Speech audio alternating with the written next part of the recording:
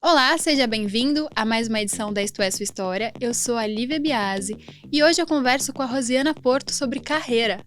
Ela é ex-promotora de justiça do Ministério Público da Paraíba e hoje ela exerce o cargo de tabeliã em um cartório no Recife. Seja muito bem-vinda. Muito obrigada, Lívia, pela oportunidade. Hoje a gente vai começar conversando sobre a sua relação com o direito, né? Como a sua escolha profissional impactou na sua vida no decorrer dos anos? Eu sou paraibana, eu sou nascida e criada em Campina Grande e a minha família foi uma das fundadoras de Campina Grande e ela é toda jurídica. Então, meu pai, ele foi procurador de justiça, hoje ele é falecido. A minha mãe foi promotora de justiça e meu irmão hoje é juiz. Então, assim, eu venho de uma família que ela é toda jurídica e, assim, dizem que o homem é produto do meio. Então, assim, realmente eu não podia fazer outra coisa a não ser um cargo ou minha profissão ser no direito. Então, eu estudei em colégio de freira, na Nossa Senhora de Lourdes, fui educada em colégio de freira, só saí para fazer o vestibular.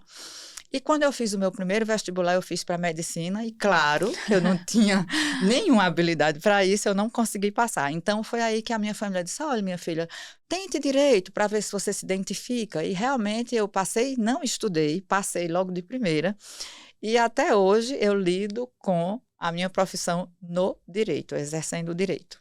Sim, a gente estava conversando antes, né, sobre a sua garra e vontade de realizar as coisas. E uma delas foi quando você decidiu estudar ali durante sua vida profissional 20 horas por dia durante 30 dias consecutivos para passar em um concurso. Como que isso surgiu para você e como foi manter essa disciplina tão frequente e certa? Antes de eu ser do cartório e passar no concurso para tabeliã, eu fui promotora de justiça. Então, na minha profissão, sempre dependeu de estudar muito. Para eu ser promotora, eu fiz um concurso público com 24 anos, né? Muito nova. E aí, muito nova. E aí, eu fui a única mulher da minha cidade de Campina Grande. Tiveram outras mulheres, mas de outras cidades, mas de Campina Grande eu fui a única mulher que passou no concurso. Então, era um concurso muito difícil à época, ainda é hoje em dia, muito difícil, mas a época foi mais difícil ainda para mim, porque eu era casada, eu tinha 3 crianças pequenas, Sim. e aí consegui estudar com as crianças, rodando a mesa de meu estudo. E consegui passar. Naquela época, não era como hoje. Hoje tem mais concursos. Naquela época tinha concurso para o Ministério Público de 4 em 4 anos, de 5 em 5 anos. Hoje os concursos são com mais frequência. Vamos dizer assim, de 2 em 2 anos eles acontecem. Mas naquela época de 4 em 4 anos eu dizia, meu Deus, eu não posso perder essa oportunidade e eu tenho que começar a estudar para poder passar. E assim foi feito. E eu passei 10 anos no Ministério Público da Paraíba. Sempre viajando, porque eu já era radicada em Recife. E aí eu era radicada em Recife por conta do meu ex-marido, que era de Pernambuco, e eu fui acompanhá-lo com as 3 crianças e eu morava em Pernambuco, morava no Recife. E aí lá vem o cansaço de viajar todo dia, sair do Recife, ir para João Pessoa ou então para alguma cidade do interior da Paraíba, onde eu exercia o cargo de Ministério Público. Depois de 10 anos, veio a necessidade de sair da Paraíba para permanecer em Pernambuco com a minha família, com as 3 crianças pequenas. Eu era casada à época e me veio essa necessidade. Então, aí eu conscientizei meus pais, que, assim, adoravam que eu permanecesse na Paraíba com aquele cargo, afinal de contas, filho de peixe, peixinho é. Exatamente. E aí, o que é que aconteceu? Eu os cientifiquei e disse, olha, primeiro concurso que houver para Pernambuco, eu vou fazer porque eu não aguento mais essa vida de viajar.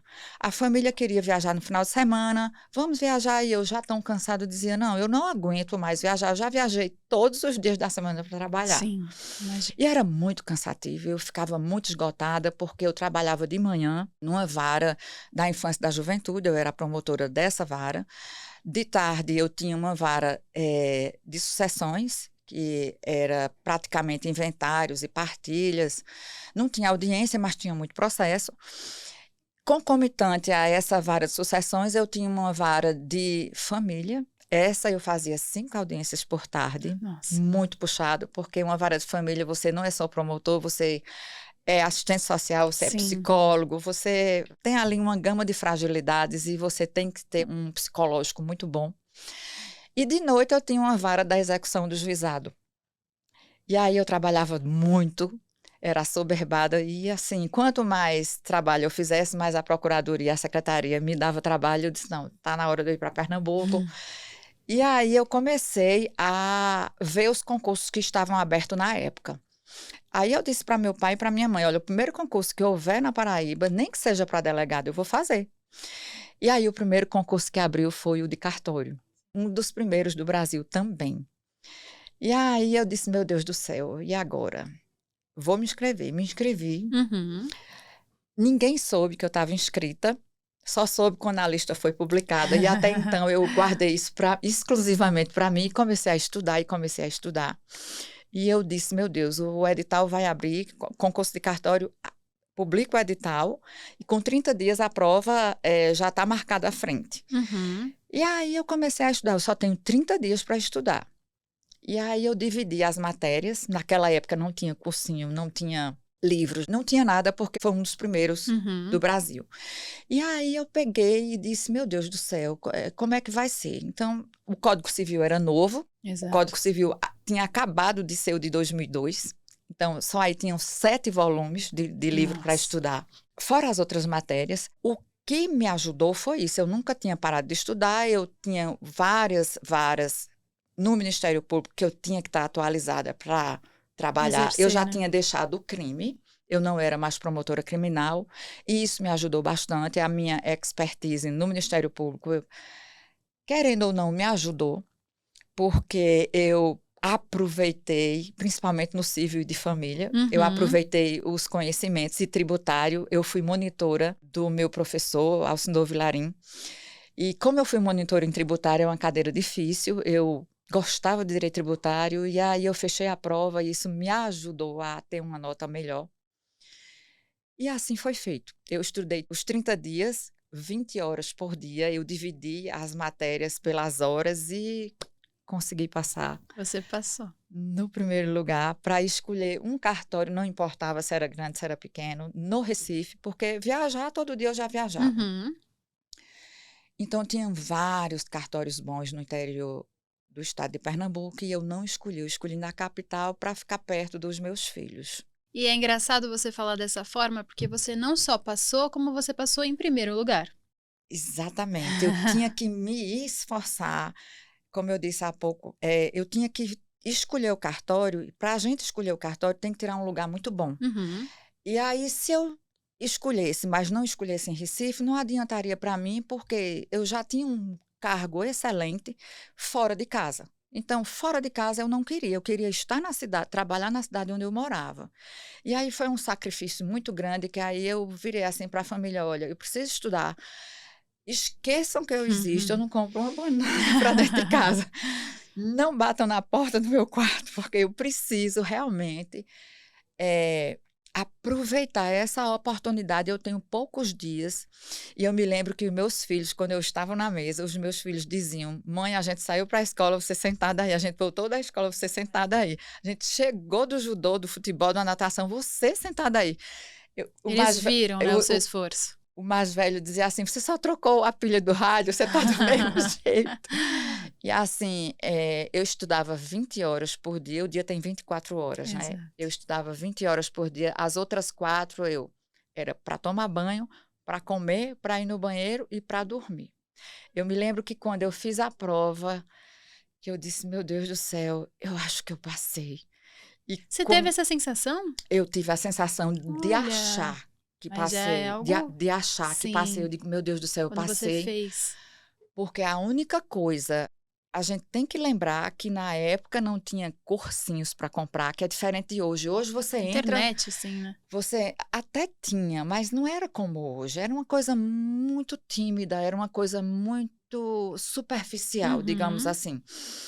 E naquela época, diferentemente de hoje, que você entra no Google, tem aulas gratuitas para você ir lá no Verdade. YouTube e assistir aquelas aulas. Hoje o Senado, ele tem aulas maravilhosas com professores renomados. Você Olha. vai lá, eu aprendi direito comercial para fazer o segundo concurso de cartório que eu fiz, que foi o de Minas Gerais, e eu passei, e eu agradeci e não assumi, mas direito comercial sempre foi um direito muito difícil para mim, porque eu tive um péssimo professor na minha faculdade, e isso dificultou muito a minha Sim, o vida, aprendizado, né? meu aprendizado, e aí eu aprendi para o segundo concurso com as aulas do Senado. E assim, hoje Olha, em dia é muito fácil, não é muito fácil passar em concurso, é muito fácil mais acessível. você procurar a coisa certa e estudar a coisa certa. Sim, Hoje em dia verdade. você tem uma gama Possibilidades. de possibilidades e de acessórios que você vai lá. É claro que não tem tudo, porque a internet não solta tudo, mas tem vários professores. Por exemplo, a reforma do Código Civil, hoje que está para passar a segunda, você tem vários áudios no Telegram. Se você segue a pessoa certa, se você no YouTube você procura o professor certo, você não tem tudo, mas você tem uma base, ali você vai trilhando e você vai também peneirando, digamos assim, Uhum, você vai verdade. selecionando aquilo que você precisa para o seu aprendizado. E aí você tem uma gama de facilidades que hoje em dia lhe ajuda, o que eu não tinha em 2000, quando eu fiz o Uhum, concurso, né? Eu fiz o sim. concurso em 99 e assumi em 2000.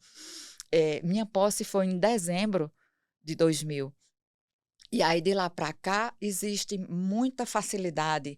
A partir do momento que os anos foram se passando, as facilidades foram surgindo, e hoje em dia você tem muita informação. Uhum, E isso facilitou muito.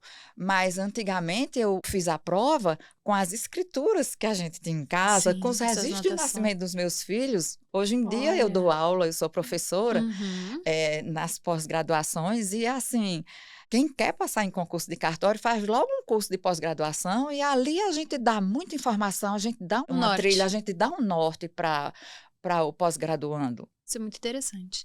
E assim, Rosiana, tem um processo muito delicado na sua vida que envolve essa sua aprovação também, né? Que é uma questão pessoal. Que você fez essa prova ali no momento de luto, né? Na sua parte de maternidade. Eu queria que você contasse como foi esse processo para você também. Eu perdi um filho com leucemia.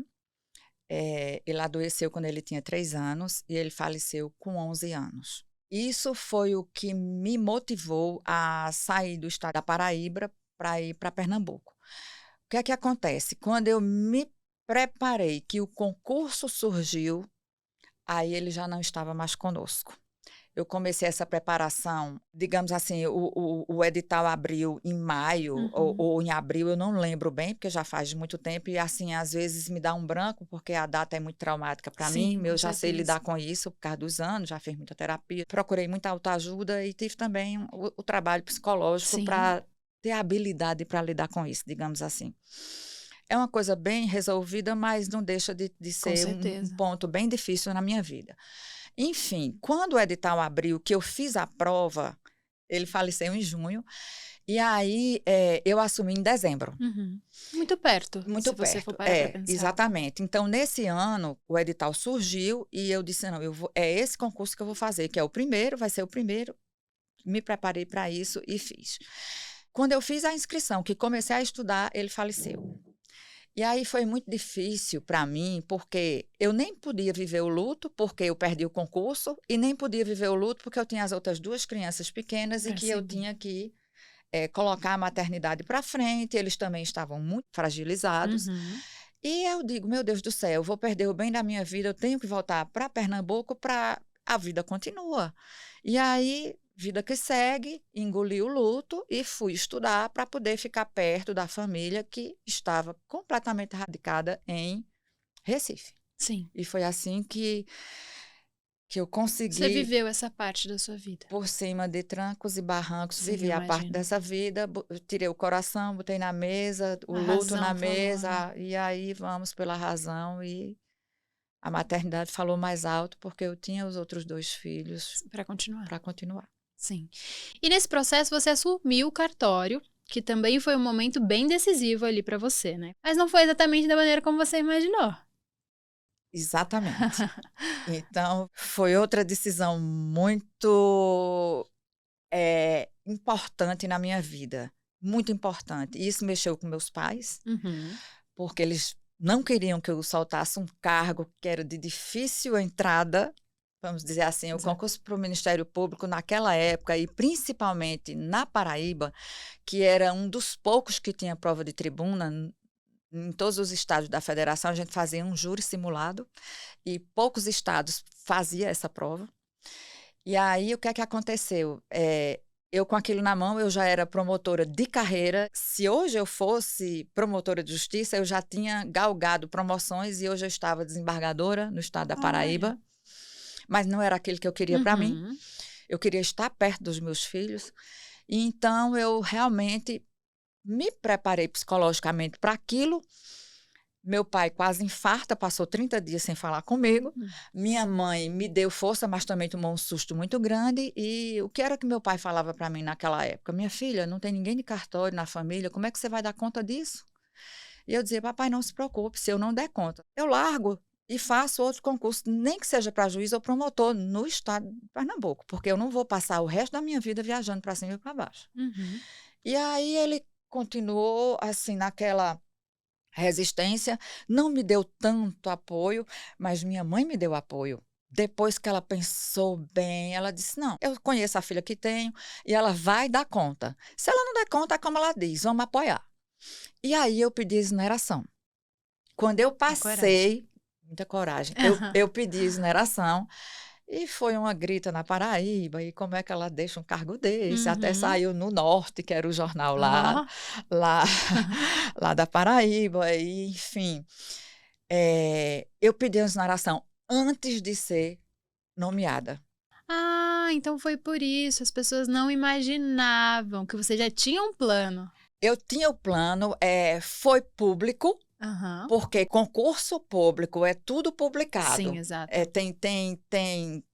Tem etapas a serem seguidas, e realmente, quando o concurso é público, tudo é público, tudo aparece no Diário Oficial, todo mundo já sabia que eu tinha passado, mas eu pedi exoneração antes de assumir. Eu passei no concurso, mas eu não tinha assumido ainda. Aham. Como eu passei numa colocação muito boa, eu sabia que eu ia ficar em Recife, porque a gente já sabia Você quais os tinha a opção. cartórios estavam vagos.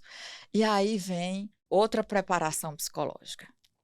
Porque o cartório que era do Recife, que eu tinha condições de assumir, porque eu estava realmente naquela colocação, era um cartório muito pequeno, muito desorganizado, mal arrumado, sujo, sujo, sujo, sujo. Era num pé de escada. Eu não sei como era que eles diziam, era um terceiro andar Uhum. de um prédio pequeno, sujo, não tinha elevador. Eu não sei como era que eles atendiam os deficientes e os cadeirantes. É um ponto muito importante, né? Eu acho que eles desciam para atender embaixo, porque ninguém subia. Não tinha. E o pé direito altíssimo, no Recife Antigo, prédio de 1800. Nossa. Olha, Jesus. Mas consegui. Quando eu faço uma retrospectiva, eu digo, não fui eu. Não Foi fui eu que você. consegui. Não fui eu que consegui. Não fui eu que conseguiu. Mas, enfim, quando eu faço uma retrospectiva, eu digo, meu Deus, eu tive foco. Eu fui Uhum. muito resiliente. E aí, assumi o cartório. Tirei o cartório de onde era, coloquei no térreo. O Recife Antigo, naquela época, tinha muita dificuldade com imóvel, muita dificuldade. O Recife Antigo é uma ilha no Recife que não tem moradia.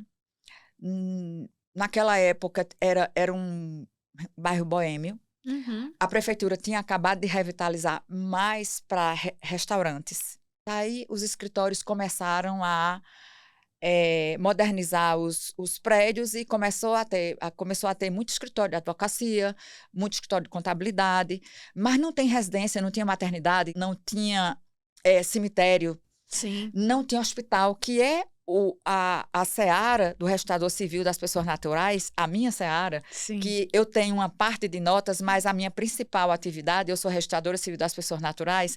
E cadê as moradias? Não tinha. E aí eu escolhi esse cartório justamente porque eu assumi em 2000, antes do Código de 2002, tinha uma função minha que quando o Código de 2002 passou a ser o que estava valendo, vamos dizer, o de 1916, ele não valia mais, e aí o de 2002 passou a ter a validade, então tirou uma ação do cartório do primeiro distrito, que era o meu, que era justamente o registro das sentenças de divórcio. Uhum. E aí minha renda caiu. Nossa. Tudo isso são percalços que eu passei. Mas voltando à história do bairro do Recife Antigo, aí eu assumi, tirei o cartório para o térreo. Esse cartório tinha um funcionário, absolutamente um funcionário. Eu digo, vai ser ele mesmo, vou ficar num bairro bom. Depois eu coloco o cartório para frente, desci o cartório do terceiro andar para o térreo. As pessoas gostavam do atendimento e aí a gente foi galgando, colocando o cartório para fazer serviços e um bom atendimento. E eu comecei a colocar o cartório nas paradas de sucesso, vamos dizer assim. Então, tudo quanto era de serviço que aparecia, porque a lei muda e, assim, as pessoas às vezes têm uma certa dificuldade em começar serviço novo, e eu ia para frente e aí começava a oferecer os serviços do cartório, principalmente naquela época como podia, que não era proibido. Hoje em dia é proibido você oferecer reconhecimento de firma e autenticação nas empresas concessionárias. Naquela época a gente podia oferecer, hoje em dia não pode mais. Então, até enquanto pôde, eu oferecia esse serviço e a gente ia e fazia isso nas concessionárias. E aí as pessoas trabalharam muito comigo. Quando não pôde mais, voltei a fazer só exclusivamente dentro dos cartórios, e isso foi um diferencial. As pessoas começaram a trabalhar comigo na época em que podia. Depois, quando não pôde mais, aí surgiram outros serviços, e aí foi quando o cartório cresceu e a gente teve que mudar de endereço. Então, a gente mudou de endereço para um prédio maior.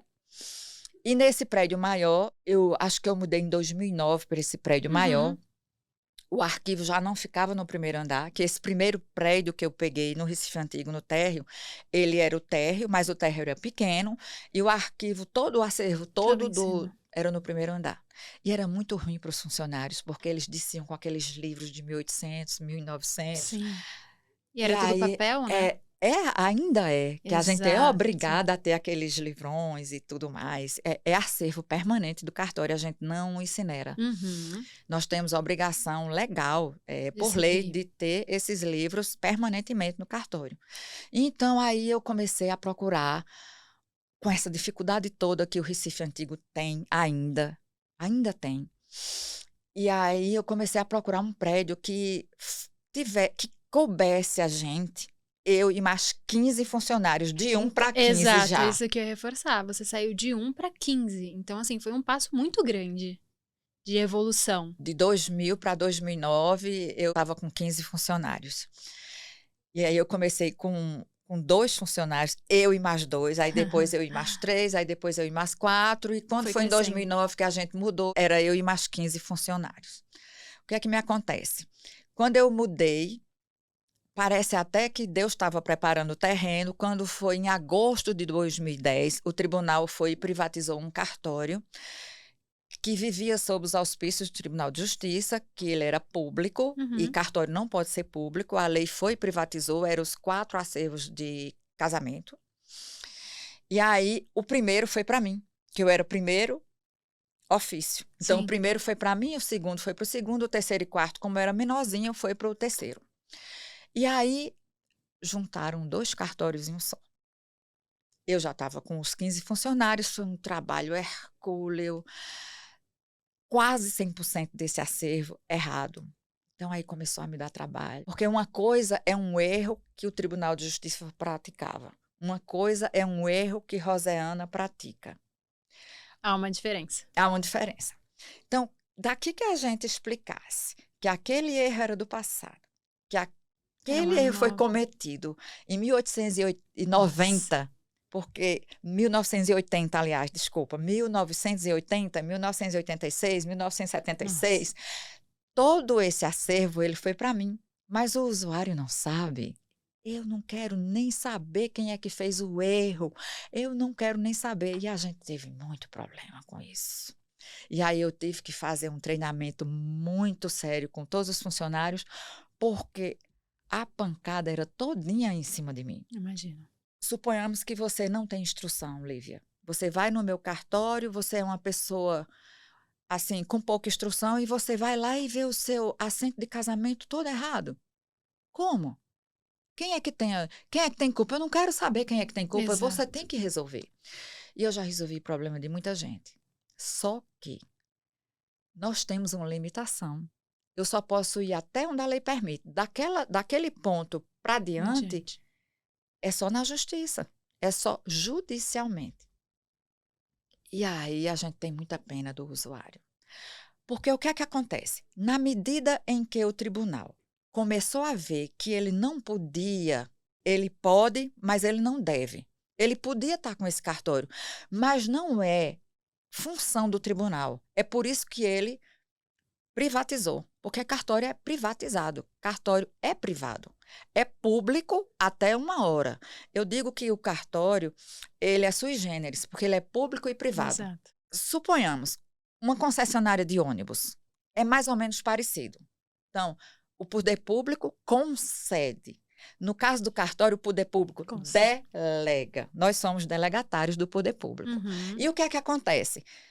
Toda a vida, depois de 1988, com a Constituição de 1988, cartório é público, não é mais capitanias hereditárias. Ou seja, o político dizia, fulano, aqui eu tenho um cartório, vou te dar. Até 1988, não tinha concurso. Depois da Constituição de 1988, hoje, quem quiser entrar em cartório tem que fazer concurso público de provas e títulos para poder ingressar num cartório. E aí o tribunal é quem faz o concurso público, e depois delega ao concursado que passou, e aí você vai assumir o cartório. Quando você assume o cartório, você assina lá um termo de compromisso, o presidente do tribunal lhe dá a posse, e aí começa a via crucis. Por quê? Você tem que montar o cartório de absolutamente tudo. Se você já pegar um cartório montado, você vai ao interino, que é o que eu vou explicar depois como é que acontece. Você vai ao interino e vai negociar ele lá, com os funcionários vão ficar com você, vão ficar comigo.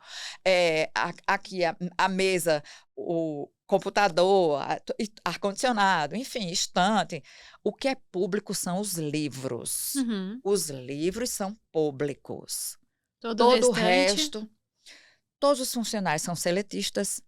E você, cartório é uma empresa como outra qualquer. Só que a gente vende um produto diferente, que são as certidões são seladas, a gente compra selo ao Tribunal de Justiça. No caso de Pernambuco, tem vários estados aí da federação que o selo, o tribunal oferece, ou seja, gratuitamente dá ao tabelião. No caso de Sergipe é assim, mas nós compramos selos e, enfim, é dessa forma que a banda toca, vamos dizer assim. É dessa forma. Cartório é privado nessa seara. Depois que você toma posse e assume o cartório, o gerir o cartório É sua responsabilidade. completamente privado. Os funcionários são todos seletistas e é uma empresa como outra qualquer. Sim. Rosiane, nesse processo, você conseguiu fazer com que o cartório se tornasse, né, um lugar muito acessível e que as pessoas tivessem confiança de ir. E dentro de todo esse trabalho que você descreveu, você já tinha, né, mas começou ainda a ter mais notoriedade. E acabou recebendo convites para assumir outras, né, regiões e situações. Eu queria que você falasse como que foi esse processo na sua vida de conseguir, ao mesmo tempo que você era mãe, mulher, profissional, organizar todo esse processo, né? Porque não era mais 15 funcionários, eram mais, não era mais só certidões, era muito mais. Então, eu queria que você lembrasse disso comigo. Foi um processo bem desafiante, agora que não aconteceu do dia para a noite. Exato. Eu fui fazendo as mudanças no cartório, nunca parei de estudar, até porque quando eu tinha uma dúvida não tinha quem perguntar, então sou eu comigo mesma e comecei a estudar. Eu sentia dificuldade, mas eu não tinha quem perguntar. Então vamos dizer, se há uma lacuna na lei, eu não tinha quem perguntar. Era o Exato. contrário, as pessoas já vinham me perguntar. Então, eh, isso surgiu porque eu vinha de um cargo como promotor de justiça. Totalmente Então, assim, renomado. quem é promotor de justiça geralmente estuda muito, Uhum. né. E eu, como era promotora substituta, eu vivia, substituindo as varas que tivessem em aberto, não tinha promotor. Então, assim, eu que meio clínico geral. Então, Ótimo. quando eu fui para Pernambuco, eu já vim com essa carga, vamos dizer assim, nos ombros, né, porque é uma Aham. carga. E aí as pessoas me perguntavam e diziam: "Olha, me ajuda a fazer isso, me ajuda", que sempre ajudei. Meu telefone é um 0800. Eu acho que a minha missão de vida é ajudar as outras pessoas a fazer as coisas que ou mais acomodados ou os mais, assim, que têm mais Sem dificuldade, acesso, às vezes. às vezes sem acesso mesmo. Então, assim, eu sou professora, fui professora depois de velha, porque eu nunca fui professora, nunca fui professora. Eu fui convidada para ensinar justamente, aí é onde entra a pergunta que você fez. Eu fui convidada para ser professora, eu acho que em 2016 para 17, eu acho que foi nessa época. E aí, foi uma avalanche na minha vida depois de 2015, uma avalanche. E aí, eu estava no meio do olho do furacão. E aí eu fui convidada para ensinar num curso de pós-graduação de Renato Saraiva. Era bem conhecido, ainda é muito conhecido, e eu dizia: "Meu Deus do céu, onde é que eu vou arranjar tempo para isso?". Era um curso de pós-graduação onde eu ensinava a matéria de direito registral e notarial na parte de registro civil. E aí uma amiga, disse: "Rosana, eu acho que você é quem é a pessoa indicada, porque se não for você, a gente vai importar a mão de obra de Minas Olha. Gerais". E eu digo: "Meu Deus, que responsabilidade. Aonde eu vou arranjar tempo?". Aceitei. Eu disse: "Só vou aceitar porque são 2 finais de semana, que não Uhum. eram seguidos". Eu entrava na sexta-feira de noite, dava aula de sexta-feira, 18h30 até às 10h, sábado o dia todo, às Nossa. 8h30, encerrava às 17h30 com um intervalo de 1 hora de almoço, e no domingo de manhã eu terminava o assunto e aplicava a prova. Lívia, eu terminava rouca. Eu posso Rouca, imaginar. porque meu pai e minha mãe também foram professores. Olha. E assim, não sei Filho se de peixinho? eu não sei se eu puxei isso deles e eu vi essa vocação depois, enfim, criei fama no cursinho, Sabia. nas pós-graduações, e aí outras Outras eu digo: "Não, agora vamos com calma, eu não dou conta de tudo". Eu não dou conta de tudo, porque quando você começa a pegar muita coisa, você não faz nada bem feito, Exato. nenhum nem outro, e eu não é do Não meu perfil. queria, né. Não, não é do meu perfil. Então eu disse, aí fiquei com essa pós-graduação do CERS, aí depois eu saí. Quando eu saí, aí lá vem outra pós-graduação de Direito Notarial e Registral, que é a Escola Superior da Advocacia, a ESA. Sou professora até hoje de lá, e aí essa já foi as pessoas sabendo do tumulto da minha vida, né, e aí da agenda, assim, bem desafiante, e aí, só me deram um sábado. Então esse ano eu dei Olha, aula um sábado inteiro, aí já foi melhor, porque aí já é mais pelo menos eu não entro um na pouco mais sexta-feira de flexível. noite, é acessível, porque você trabalha a semana inteira, eu não tenho hora, quer dizer, eu não dou 44 horas, né. Uhum. Às vezes eu trabalho até de madrugada, que é quando o telefone não notifica, e eu fico com bem mais, assim, descanso para elaborar uma peça, para fazer uma nota devolutiva, para Olha. fundamentar. Uhum. Às vezes as coisas da corregedoria passam pela minha mão. Quando é na matéria de registro civil das pessoas naturais, eu dou uma assessoria, vamos dizer assim, ao juiz corregedor, ao tribunal, a gente ajuda, eu me sinto nessa obrigação de ajudar, porque eu ajudando, eu faço pela nossa classe, pelos registradores civis de pessoas naturais de Pernambuco, eu não faço só para mim. E aí, a história do professor surgiu dessa forma.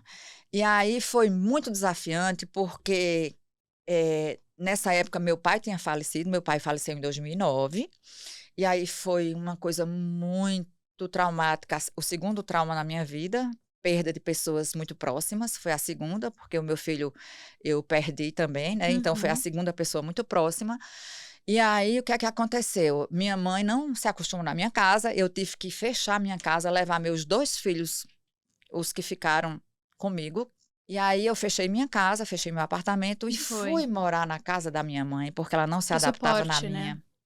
E aí saí com meus filhos, ainda sem ser independentes. E o que é que acontece? Eu fiz outro concurso em 2007, fui chamada em 2011.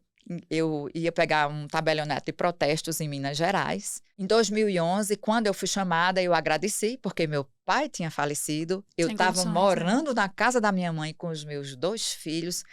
E aí eu me acovardei, porque iam Não, 3 maneira pessoas nenhuma. dependentes de mim, meus 2 filhos e a minha mãe. Eu disse, meu Deus, é muita gente. E se eles não Seria se uma mudança adaptarem? de estado, uma mudança de rotina, né? E meus filhos ainda não eram de maiores, eram de maiores, mas não eram adultos já firmados. Uhum. Minha mãe muito frágil, eu ia mudar, ia tirar os meninos do ambiente deles, ia tirar minha mãe da casa dela. Aí eu disse, não, minha gente, a vida não é só dinheiro. E aí agradeci, fui para Minas Gerais, fui para Belo Horizonte, tomei posse, fiquei com o título e agradeci. Voltei para Pernambuco. E aí Seguiu com o seu cartório, que já estava em segui andamento, com o né? meu cartório, que já estava em andamento, ainda no bairro do Recife Antigo, dando aula. Uhum. Depois, recebi um convite do Tribunal de Justiça para dar aula aos serventuários da Justiça, e aí ministrei vários cursos, que hoje eu também não ministro mais.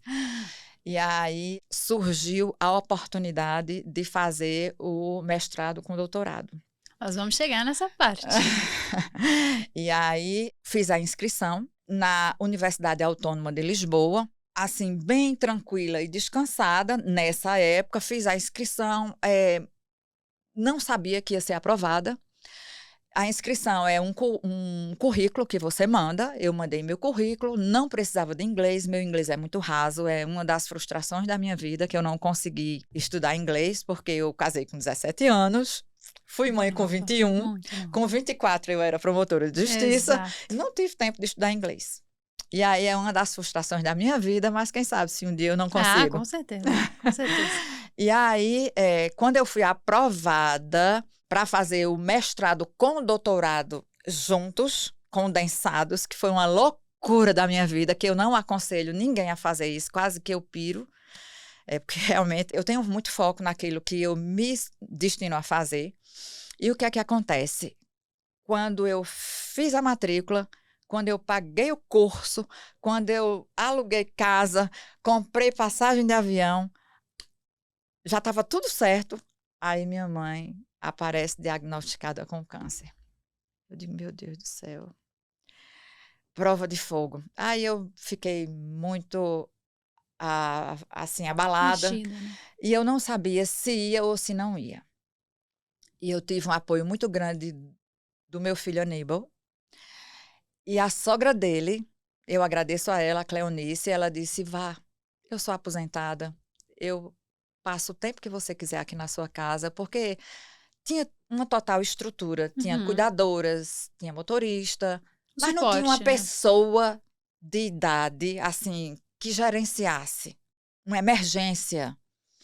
Porque os meus filhos não estavam mais em casa. Uhum. Porque eu nunca falei, mas todos 2 são concursados e Isso. cada um tem um cartório. Um no estado da Paraíba e outro no estado de Sergipe. E a gente reforça aquela frase que você disse lá no início: filho de peixinho, peixinho é. Eu tenho muito orgulho deles, certeza. porque eles realmente Eu sei que eu fiz a minha parte de comprar cursos, de educar, mas se não fosse a resiliência deles também, que eles A própria perderam um vontade, irmão, né? ninguém sabe até que ponto isso prejudicou eles, porque eles perderam um irmão, eles eram pequenos também. Um tinha 13 e outro tinha 12. O que faleceu tinha 11. Eu tenho 2 filhos de um ano só.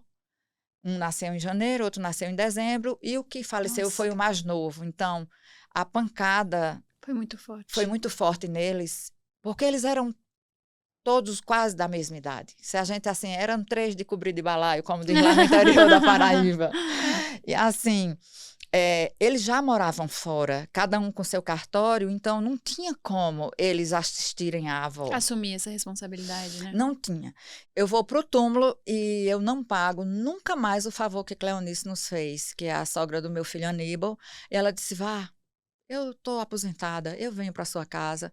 E assim ela fez. Eu pude E viajar você seguiu. tranquila e eu realmente fui para Portugal. Eu passei, acho que de 2017 para 2019 lá. E aí, não concluí o doutorado. Fiz todas as cadeiras de mestrado e Uma pena. doutorado. Concluí toda a grade com notas boas. Quando eu escrevi a minha tese de doutorado, o título era Eutanásia. Uhum. Aí a eutanásia foi despenalizada, ou seja, descriminalizada em Portugal. O que dificultou todo o processo. E aí Seguinte, né? eu tinha que parar tudo nessa minha vida, que eu vou dizer o motivo pelo qual eu não tive tempo, que eu já estava envolvida com outros cartórios em Pernambuco, eu já tinha Sim. outros 2, e assim, foi uma coisa bem desafiante para mim. Só para a gente fechar essa falta de término do doutorado lá em Lisboa, eu tinha que parar a minha vida inteira, porque o mestrado é muito trabalhoso, mas o doutorado ele é mais profundo.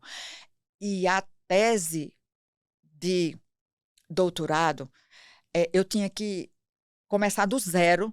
Eu já tinha escrito, acho que umas 200 laudas. Nossa.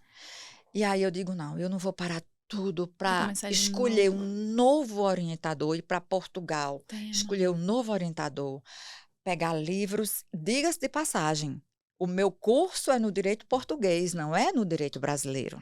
E Importante aí tinha reforçar. toda uma dificuldade. Eu tinha vários Normas, professores né? que eu tirei notas muito boas com uma professora chamada Estela, e ela é renomada, ela é conhecida na Europa, e eu tinha certeza absoluta que se eu chegasse com o meu problema lá, até pelo fato de eu ter tirado uma nota muito boa com ela em direito civil, eu sempre fui civilista, eu sempre tirei nota muito boa em direito civil, ela ia realmente me orientar, ou se ela não pudesse, ela ia me dar um Uma norte. solução, né? E ela ia me dar um norte, ela ia indicar outra pessoa e eu ia conseguir, mas é um trabalho muito profundo a escrever uma tese no direito português. E aí eu desisti. Aí você Eu voltou pro desisti. Brasil. Eu desisti, voltei para o Brasil e não terminei mais. É um capítulo encerrado na minha vida. Eu não Não é pensa em voltar. não quero voltar. Já estudei muito na minha vida e já galguei todos os lugares que precisava de um mestrado ou de um doutorado para ensinar. Eu já ensinei na escola da magistratura.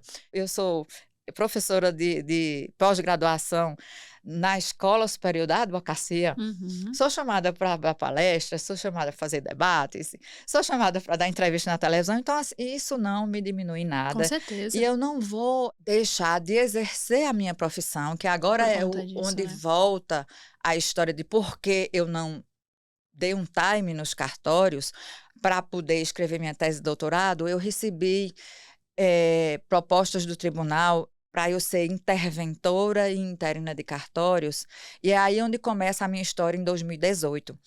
Quando foi em novembro de 2018, eu recebo um convite da Corregedoria para assumir uma intervenção muito difícil, onde já tinham passado 2 ou 3 interventores em um cartório muito complicado.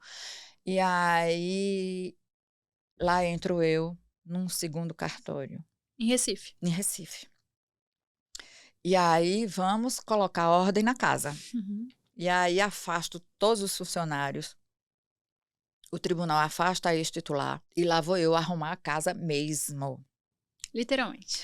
Literalmente, arrumar moralmente e arrumar Exato. fisicamente. Isso me deu uma dor de cabeça muito grande, porque eu tinha que ter uma estrutura psicológica, uma estrutura de trabalho, eu tinha que ter uma estrutura à parte, porque o meu cartório ele continuou andando. Então, eu tinha que ter advogados que entrassem comigo, contadores que entrassem comigo, funcionários que entrassem comigo, e eu dividi a minha equipe. Eu tirei pessoas mais experientes, deixei 2 terços e trouxe 1 terço comigo para assumir esse cartório. E foi uma luta. E foi uma luta, porque tinha muita coisa errada, tinha muita coisa mal feita, tinha muito usuário mal satisfeito. O próprio tribunal estava muito mal satisfeito com isso. E eu assumi essa intervenção em novembro de 2018. Caminhemos. Organizei tudo, o tribunal ficou feliz. E aí, quando é em março, minto, quando é em maio de 2019, aparece um outro cartório menor, mas nas mesmas condições. Aí a corregedoria me chama e eu disse: não, não tenho suporte. Eu não tenho funcionários para irem comigo. Aí o corregedor, na época, disse: não me dê a resposta agora, não. Pense direitinho, vá lá, olhe e veja se você tem condições de assumir. Eu peguei a hora do almoço, peguei meu motorista e a gente foi até até o lá. local. Quando a gente chegou lá, eu disse: eu não vou descer. Aí pedi ao motorista para entrar e abrir uma Avaliar. firma. Para abrir uma firma, para fazer um serviço, para ele ver como é que era. E chegando lá, era uma casa de uma porta e uma janela e uma garagem. Aí eu disse: acho que vai dar para ir, para ir. Não vai me custar nada, trabalho eu já tenho, é pequeno mesmo. E quando o motorista foi, abriu a firma, ele disse: olha, doutora, é um balcão pequeno daqui para lá e todo o movimento é lá atrás, nos quartos. Porque o balcão é bem pequeno. E aí eu voltei do almoço, deixei a corregedoria voltar do almoço, aí liguei para o juiz e disse: olha, dá para assumir. Perfeito. Fizeram o meu ato, tudo é publicado no Diário Oficial. O ato saiu numa sexta e eu assumi numa segunda. Ocorre que, quando foi na segunda-feira, eles já tinham destruído o cartório, já tinham trocado as máquinas dos computadores, as impressoras, e quase que o auditor da corregedoria não faz a ata porque não imprimia. Eu comprei logo um computador, porque senão não trabalhava. Nossa, E aí eu sofri ameaças e foi um momento difícil. muito difícil. Muito difícil porque essas pessoas também perderam o cartório. Então foram 2 cartórios que eu entrei como interventora. Depois elas perderam o cartório por processo administrativo, que a gente chama PAD, Processo Administrativo Disciplinar, PAD. Elas perderam e aí foi convertido intervenção para interinidade, certo? E aí eu fiquei com 3 cartórios, 3 locais diferentes. Veja como foi difícil, de 2018 para 2024. Agora, praticamente, né? Praticamente agora. Em 2023, em dezembro de 2023, saiu uma lei publicada da reestruturação dos cartórios. Então, quando essa lei foi publicada, ela tramitou durante, eu acho que um ano e meio, mais ou menos. O trâmite dela demorou isso. Eu acho que começou em 2022. Eu não tenho muita noção de tempo, porque eu não participei da feitura dessa lei por uma questão de ética. Porque eu sabia que eu ia ser beneficiada. Porque os cartórios que estavam para serem extintos, de uma certa forma, eu estava gerindo eles. Eu era a gestora. Então, eu preferi, por uma questão de ética, moralidade mesmo, não participar. E aí, ela demorou, eu não estava acompanhando o processo e estava mais de fora, as notícias me chegavam. E aí, aconteceu desse segundo cartório que eu assumi, ele ficar atrelado ao meu cartório, que é o primeiro distrito, que é o primeiro ofício que a gente chama. Quando o primeiro cartório acoplou o 5º cartório, que é o que foi extinto, você está lembrada que o tribunal já tinha privatizado em agosto de 2010. Então, meu cartório hoje, eles são 2 acervos e o meu primeiro ofício. Ótimo. Então, daí eu comecei a pensar: tenho que sair do Recife Antigo.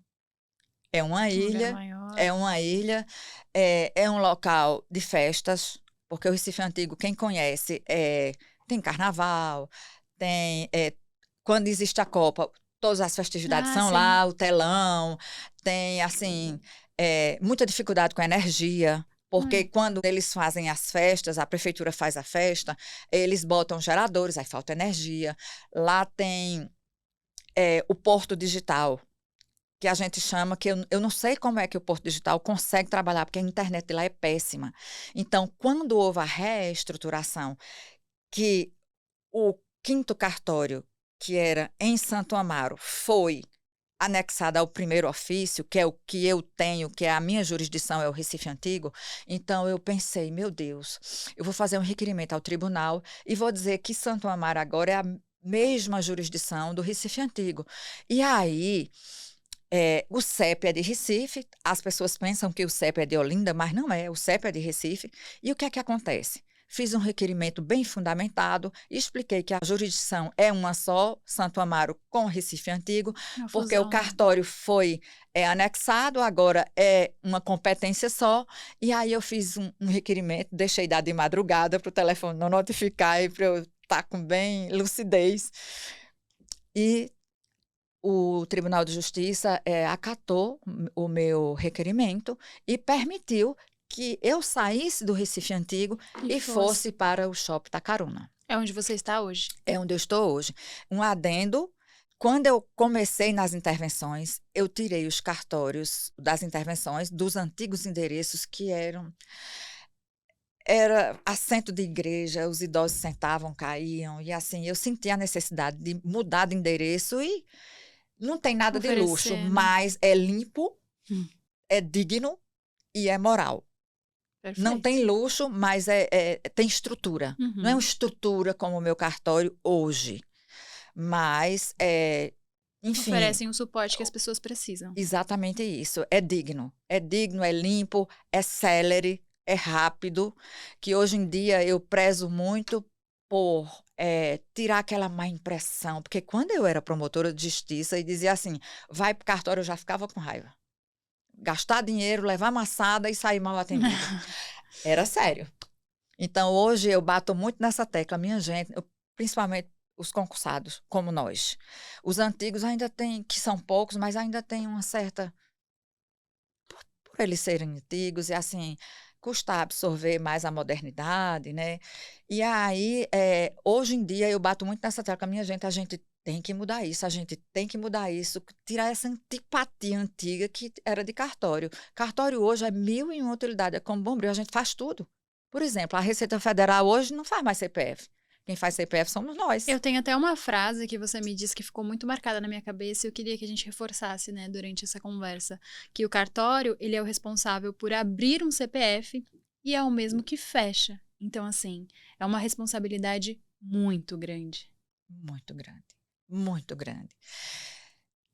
Quando a gente está registrando o recém-nascido, ele já sai dali com o CPF. Então, eu digo muito que, enquanto não acontece o registro do recém-nascido, ele é uma pessoa de fato. Ele não existe de direito. E quando ele é registrado, ele já sai com CPF, ele é um cidadão com CPF. Da mesma forma, quando o cidadão falece, que a gente faz o registro do óbito, a gente cancela aquele CPF por óbito. Então, eu tenho um orgulho muito grande de dizer que eu sou registradora civil. Não é muito grande o trabalho físico, ele é muito grande na Com responsabilidade. certeza. Não é só fazer ali um número. Não é. É muito grave se você erra um número daquele. Eu respondo muito processo pelas ex-titulares antigas. E como eu assumi, eu tenho que ter um jurídico que vai lá e responde os processos pelas ex-titulares, mas eu que dou andamento ao processo como representante e gestora daquele cartório. O que é que acontece? As titulares antigas, graças a Deus, eu nunca respondi um processo por ter cancelado um CPF ou ter colocado o CPF do declarante. Por exemplo, eu sou a filha do falecido, vou lá ao cartório, a pessoa vai e troca o CPF e cancela o CPF do declarante. Aí a pessoa está falecida, não consegue empréstimo, ela não consegue mais nada na vida dela porque o CPF dela está cancelado. Isso aí cabe uma ação de perdas e danos materiais Gigante. e morais que você não imagina o trabalho que uma pessoa dessa dá. Com certeza. E com essa mudança do cartório para o shopping, né, onde você tem maior adesão, consegue oferecer um suporte, um atendimento melhor? Como que foi esse processo? O processo não foi fácil, porque tudo que a gente faz tem uma perna no tribunal. Eu precisei de autorização, a autorização foi publicada no Diário Oficial, aí eu fiz a mudança, mas uma obra no shopping não é fácil, porque a obra do shopping ela é toda feita de madrugada, depois das 11 horas Sim, da verdade. noite até as 8 horas da manhã, porque esse shopping ele abre às 9. Foi dificultoso para mim, perdi noites e noites de sono, como sempre, porque tudo que eu faço eu me envolvo, e lá estava eu com o gesseiro, com o pedreiro, mas enfim, a gente conseguiu a mudança, tem mais comodidade para o usuário, porque tem estacionamento, tem ar-condicionado, que o meu tinha, mas as pessoas às vezes atravessavam no sol quente de um Sim. estacionamento. Hoje em dia é tudo mais fácil, mais cômodo. A pessoa que já tem alguma coisa para fazer, não, aproveita enquanto eu espero o cartório fazer, eu já resolvo outras coisas. Muito mais cômodo para o usuário. Prático, né? E mais conforto para os funcionários, porque também é uma estrutura bem melhor de onde a gente estava. Claro que eu estou com mais funcionários hoje, porque são 2 cartórios juntos. Se contar com o terceiro de agosto de 2010, são 3, então eu estou com mais funcionários, mas está com uma estrutura bem melhor. Bem melhor, é mais amplo. E eu consegui agora, saiu minha portaria ontem. Olha. Minha portaria ontem, publicada no Diário Oficial, que eu tenho a permissão de montar uma câmara privada de conciliação e mediação. E aí eu vou me envolver com isso agora. Ah, parabéns. Muito obrigada. E tem uma questão também que a gente estava conversando sobre Portugal, que você é uma mulher dos concursos. Você gosta de fazer concurso, você estuda muito e você visivelmente é muito boa, está preparada. E você, né, teve a vontade de fazer um concurso em Portugal. Quando que surgiu essa oportunidade? Como que foi esse processo? Foi muito diferente do que fazer as provas que você faz aqui no Brasil? Foi muito diferente. Eu nunca tinha feito uma prova nesse sistema e com essa visibilidade. Porque eu estava em Dubai fazendo um curso de inglês, vocês sabem que eu não falo inglês, meu inglês é muito raso, muito elementar, e eu estava em Dubai e eu acompanho o meu professor de Direito Constitucional Avançado, Pedro Trovão, do LinkedIn, e ele veiculou esse concurso do Colégio de Notários de Portugal, que ia haver um concurso. Aí eu entrei no site do Colégio de Notários de Portugal e vi o concurso. Eu estava em Dubai fazendo um curso de inglês, eu não falo inglês, como eu já tinha te dito, e aí me inscrevi. Quando eu me inscrevi, a modalidade de prova completamente diferente da modalidade dos concursos que eu tinha feito. Então, eu me inscrevi, aí eu disse, não, isso deve ser só para português, mas eu li tudo. Entendeu? E eu não vi, eu entendi que não era de português exclusivo. Me inscrevi. E aí me chega o e-mail para fazer a prova. Fiz a prova em Dubai. É uma prova que eles lhe mandam um link. Você faz a prova, todo mundo lhe vendo, não tem como colar.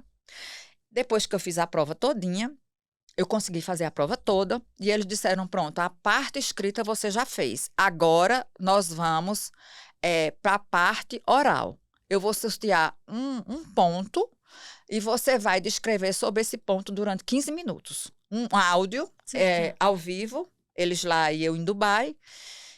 E você sabe que Dubai, o fuso horário é horrível, porque quando é de madrugada, a gente está de dia. Mas, enfim, eu me organizei para isso e eu consegui fazer essa prova. Fiz a prova, o vídeo foi tranquilo, não estourei o tempo, não deu branco. Eu fiz a prova, perfeito. Voltei para o Brasil. Quando eu voltei, terminei o curso de inglês, eu voltei para o Brasil, passei 10 dias na Índia, de férias mesmo, férias mais ou menos, que a gente, tabelião só tem férias 100% no túmulo. Mas, Meu enfim, Deus.